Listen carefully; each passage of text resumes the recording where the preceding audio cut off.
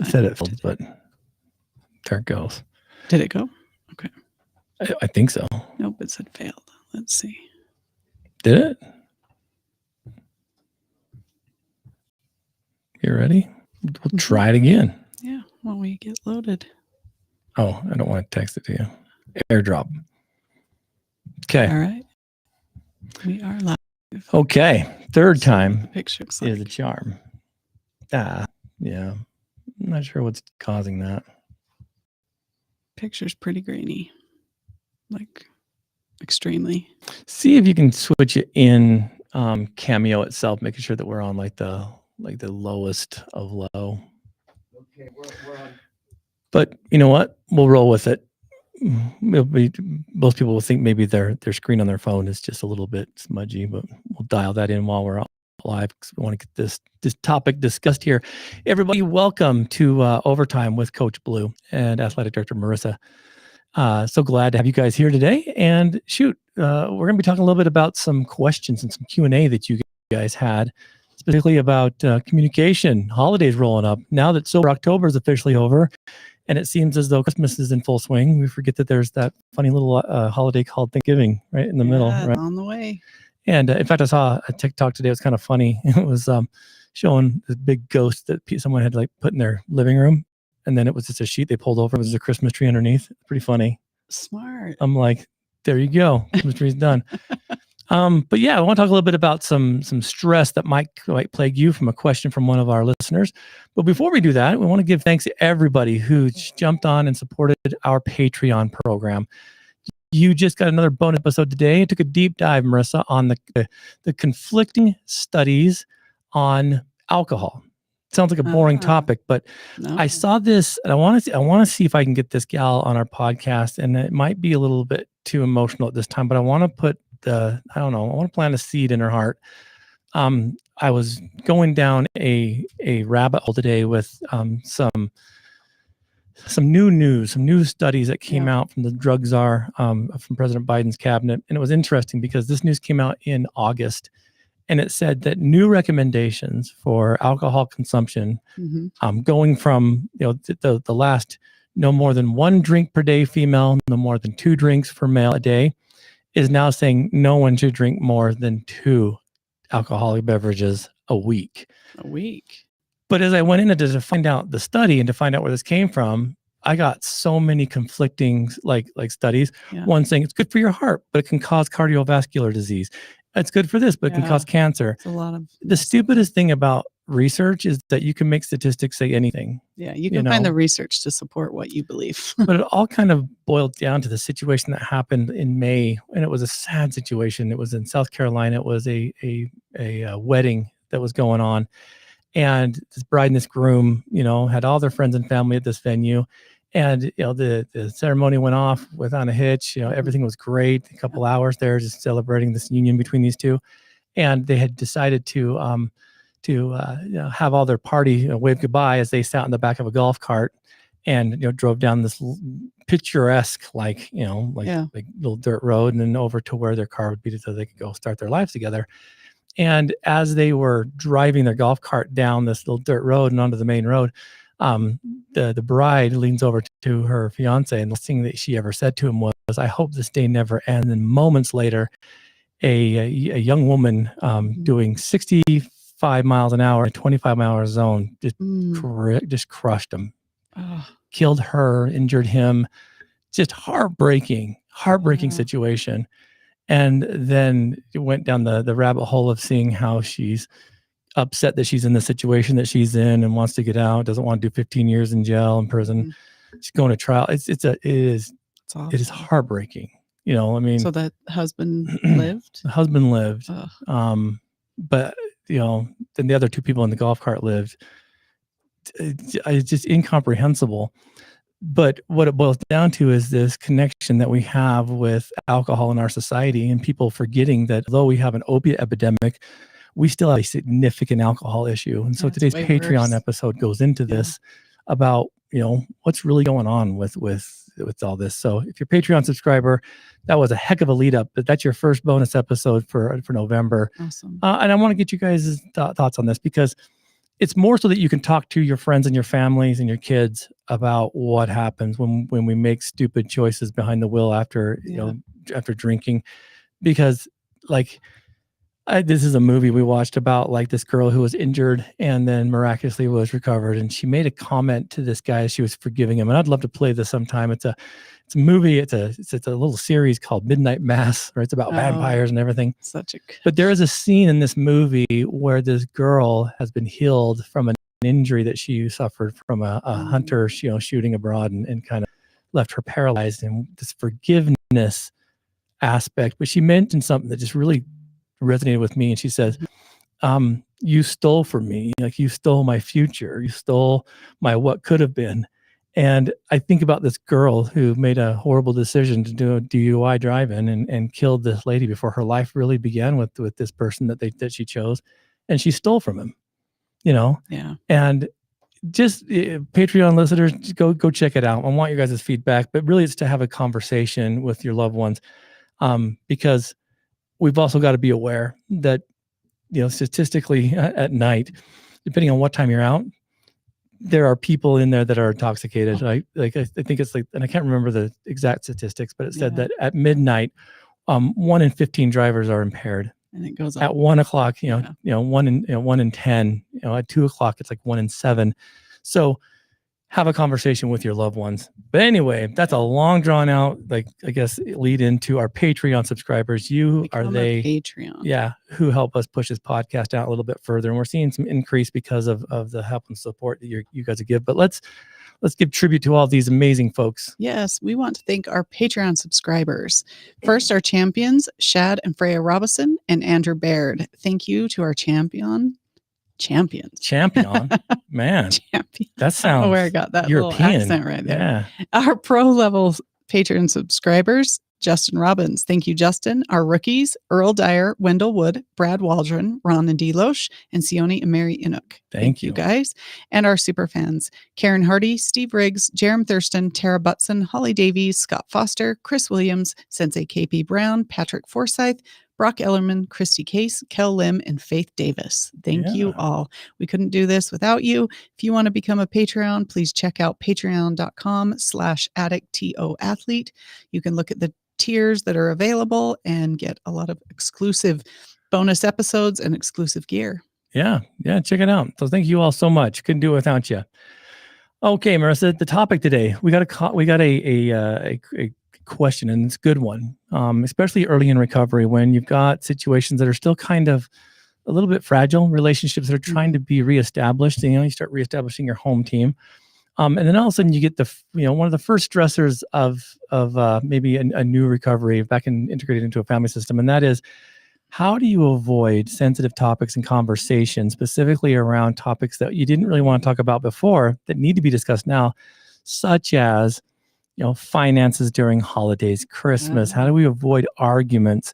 And this goes a little bit deeper than just like, what are your budgets? It's also like, how do we now engage in conversation with family and friends at Thanksgiving, at Christmas, at New Year's? On some more sensitive. Absolutely. And topics. the emphasis is kind of put on conversations revolving around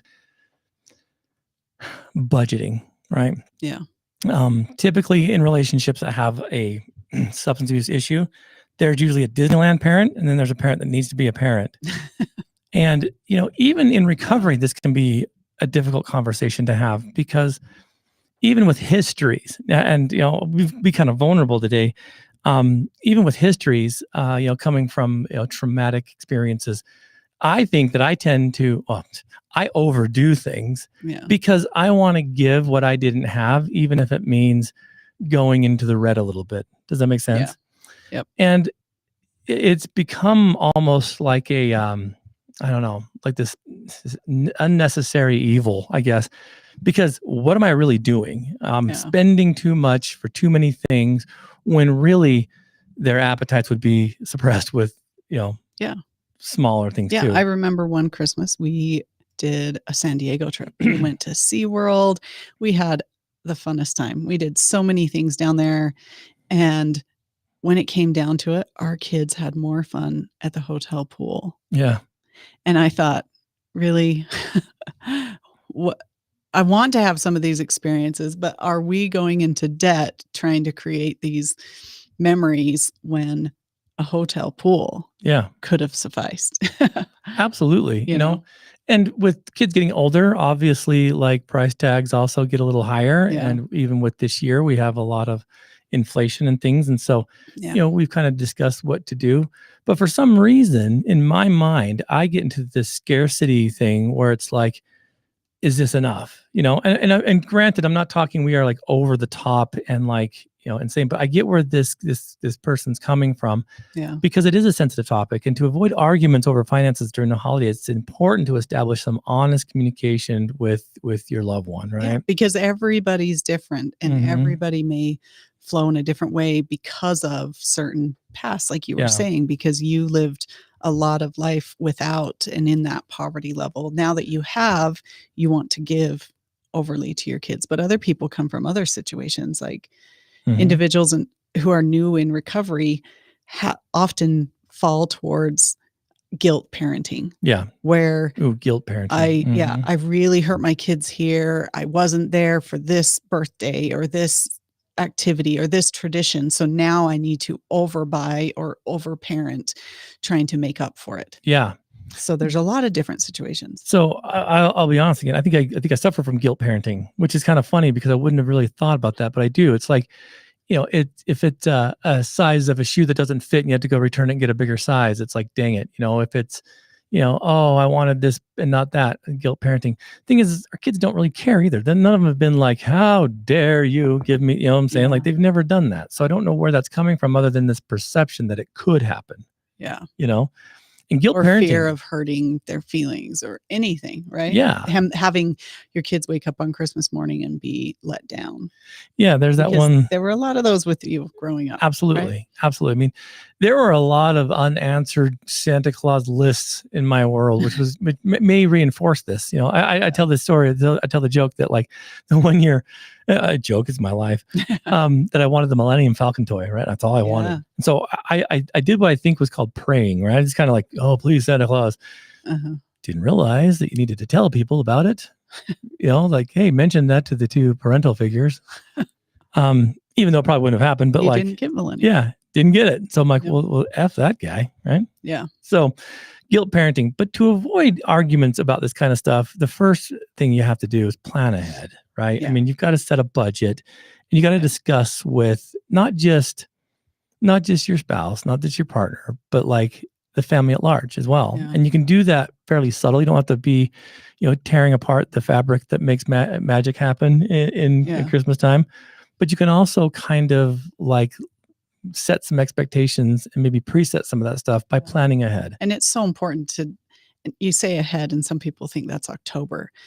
Really, that's further than that. Mostly when, like our family of 6, 4 kids, we have to be putting a certain amount away every month for birthdays and Christmas coming up for next year, like starting in January. So start planning further ahead so that you can really have something to pull from rather than like scraping for everything and then that's just going to add more stress and other expectations that are really frustrating. And, I'll go out maybe on a not so popular thought right here too, but like, for instance, we have our Project ELF in full swing and, we wanted to close down and have all applicants in by yesterday, which was October 31st. Mm-hmm. We've sent out lots of applications to people that have been nominated and not had any return yet. Yeah.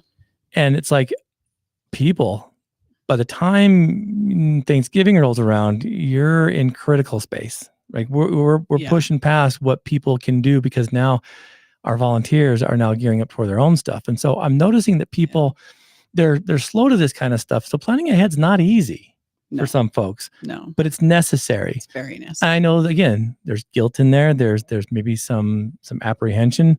But that's what this whole foundation's for, right? I mean, the Project ELF, experience is to help. So I get it. And sometimes, we think, oh, we've got another day, but like tomorrow's coming fast. So plan ahead. Get on it. The second one is you got to prioritize, right? You got to decide which holiday activities or gifts are most important and allocate your resources accordingly, right? To focus on the experience and meaningful gestures rather than the material possessions. This is something that we've kind of been leaning to quite a bit lately. Yeah. Right. Well, and sometimes it's, trying to identify maybe what do you hope the feeling will be at Christmas? What do you hope the holidays will be? And how do you create that? Not just with material possessions, but one of the big things for you is smells. Yeah. Right? For some reason. And liking to have our house smell a certain way to bring out the essence of Christmas. Yeah. Right. Sounds funny. And but it is. And it can bring so much to the environment by we always have candles going and different things that like remind you of Christmas, that remind you of certain things. So identify some of those things, and maybe I look at how you can decorate or create your environment to bring about that feeling, not just through gifts. Yeah. And, prioritizing also with your time as well, because again, there's a lot of extra shifts. A lot of folks try to pick up right during this season. Make sure that investment's a good return, because again, if you're doing your first, holiday sober, your kids and your family are going to want you more than they're going to want, the money. And I know sometimes that's not easy. It's easier said than done, but prioritize what you guys want. Right. And it only happens through communication. Like you cannot, you cannot expect everything in your grand design to happen, because expectations set too high are going to create a lot of disappointment if not met. So share some responsibilities, right? Distribute the financial responsibilities among, the both of you. Yeah. Take turns gathering, hosting gatherings, potluck dinners and whatnot, and agree on like gift exchanges for your family members outside of your own family. Come up with a top tier of like, $10 and below. Yeah. This is kind of an interesting thing. If you compete for what child gives the parent the best gift, in your adult family, we start having problems. Yeah. Right. It's like, oh, well, you got dad a book. Well, I got him a trip to Europe. It's like, dude, what? Yeah. Well, I think our family's pretty good with that. Me and my siblings usually get together. Sometimes we have something specific we want to get my dad, but then the rest of us will say, hey, we have a gift idea. Do you guys want to go in on that together? And, Yeah. my dad has everything he needs, I think. So there's only certain, Absolutely. Pour it back on everybody either. To avoid arguments during the holiday seasons, you've also got to be flexible. You got to understand that everyone has a different financial status, and, be respectful to the limitations and avoid comparing yourself to others. This is a hard one, especially for kids. Mm-hmm. It's difficult. You got to remember that most of what the kids are going to want is your time, not so much the material. And so you can create an amazing experience with less if you're able to kind of make it, that bonding thing again. Yeah. And early in recovery, you're going to be stressed out. You've got to be cautious with this. Yeah. And, being flexible when you've already felt like you've been through the ringer is going to be incredibly difficult, but just understand where it's coming from. Well, and looking at, like you say, this experiences rather than just gifts and things, there's I think in every city you can just Google like free Christmas activities or low cost Christmas. Google is an amazing thing. That thing called the World Wide Web has everything. Yeah, imagine it's so easy to search stuff now, and you can find things, and then it might be gas and a snack after, but that's, you need to be prepared for that because gas is expensive right now too. Yeah. But you can find some really fun activities and things to do that bring that spirit of Christmas, like we just talked about, but also, can have really a lot of memory building times. Absolutely. Seek alternatives as well. Instead of gift exchanges, for expensive gifts, consider like a homemade essential, baking bread. Do something else that's a little bit more low cost. Game nights, going out and doing some snowshoeing, doing some stuff together.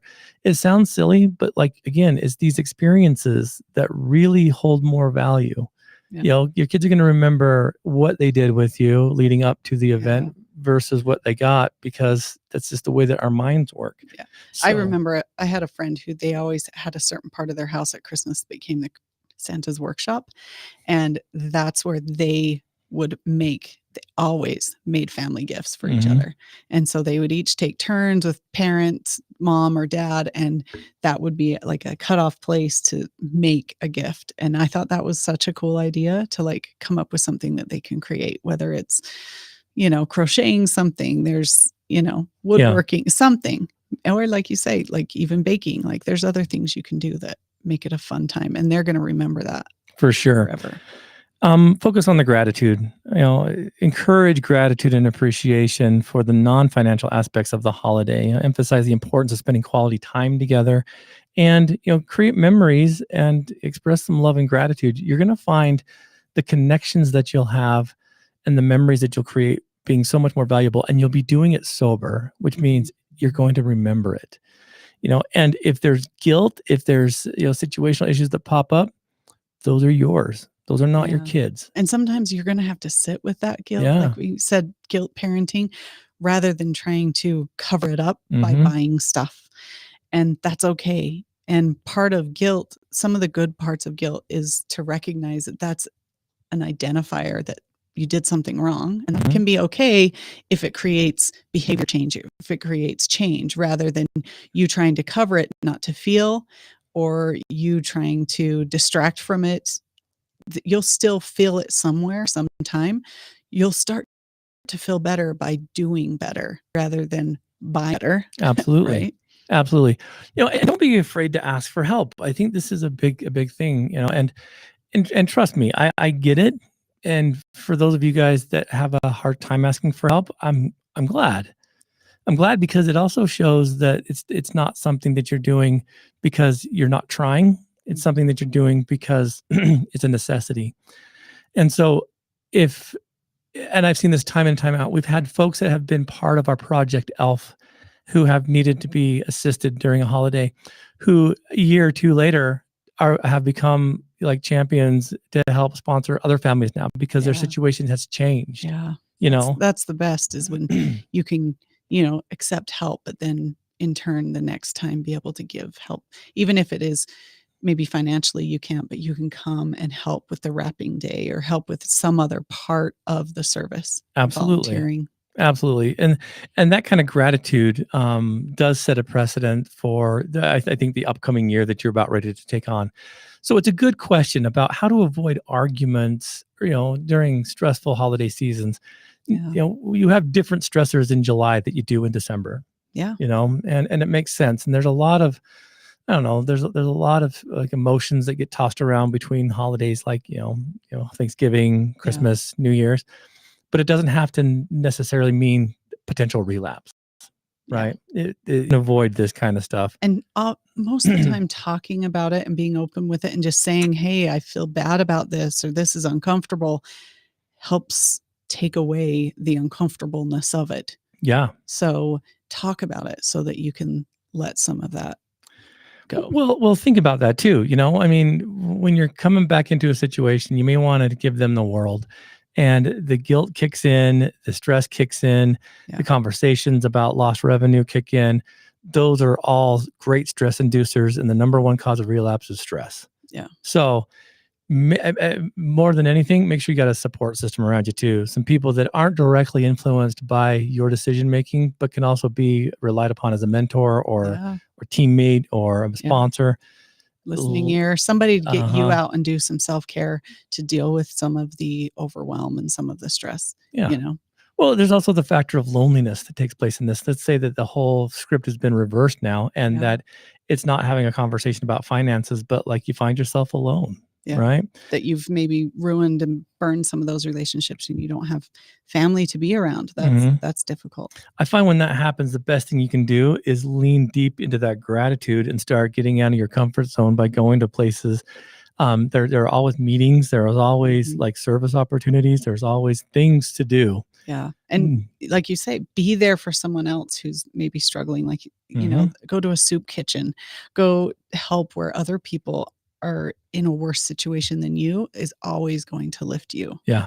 Rather than looking and being upset and sad about what you're missing out on, find other ways to help others. Todd mentioned something on the podcast that we just recorded that really kind of blew my mind, and I loved it.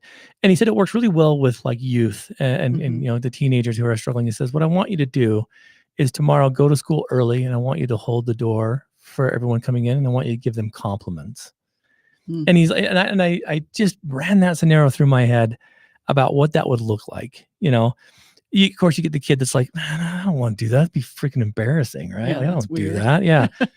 But can you imagine just some simple gesture of like holding the door for a classmate that you don't even know, like, "Hey, Yeah. well, here we go again," or, "Hey, I like your shoes," whatever. Yeah. Todd said, it could potentially save their life. And I said, yeah. And it could potentially save the life of the kid that you're holding the door for because you're seeing them.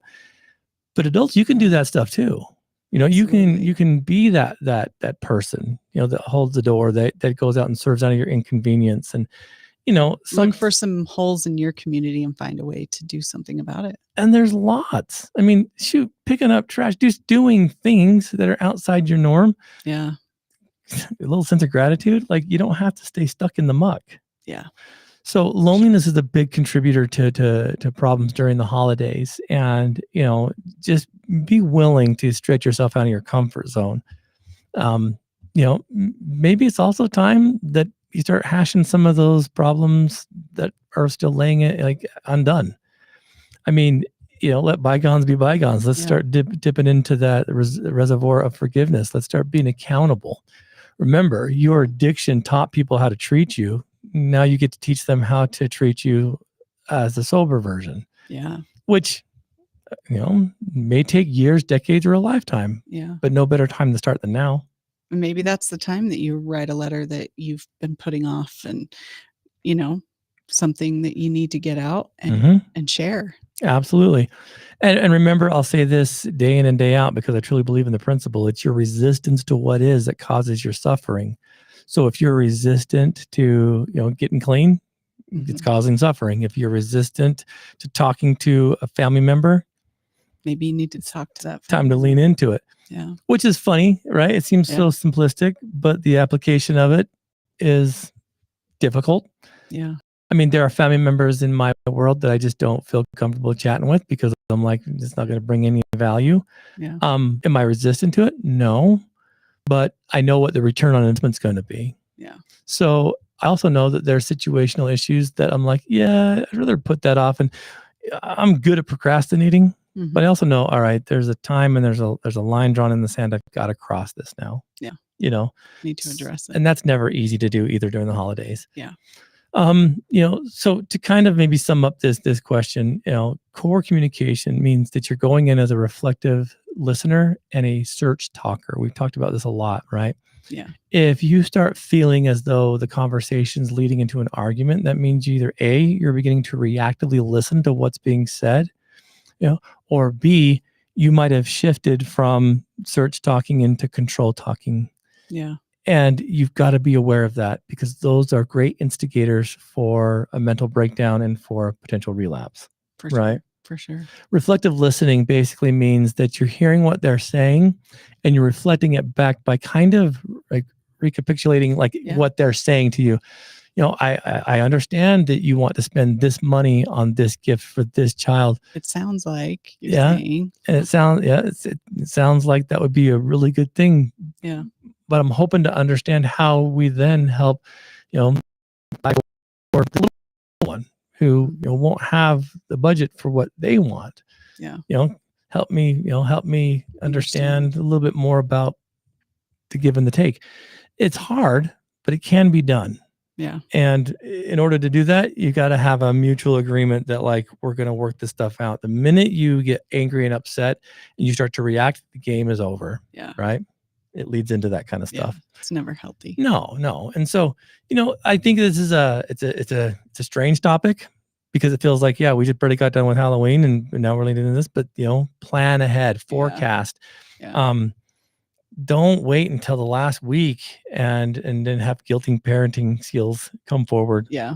That's me. And over. Yeah. Well, and I sometimes we'll have a list and sit there and we get everything on the list. And then as it gets closer to Christmas, there's some huge sale. And so I'm like, oh, well, that's a great deal. It's like girl math. Mhm. That means I'm saving so much money. So I buy more and I buy I love more. it.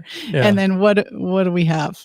Just overbuying, and it's not needed. It's not needed. It's the Well, memories that really count. and I think that's one of the funniest things. I mean, even all the stuff that we bought, some of the things they love the most are those goofy blankets you got them, Yeah. So it's like, yeah, I get it. But have these conversations, you guys. Don't be afraid. And if you need some help, if you need a mediator, jump on. I'll be more than happy to help.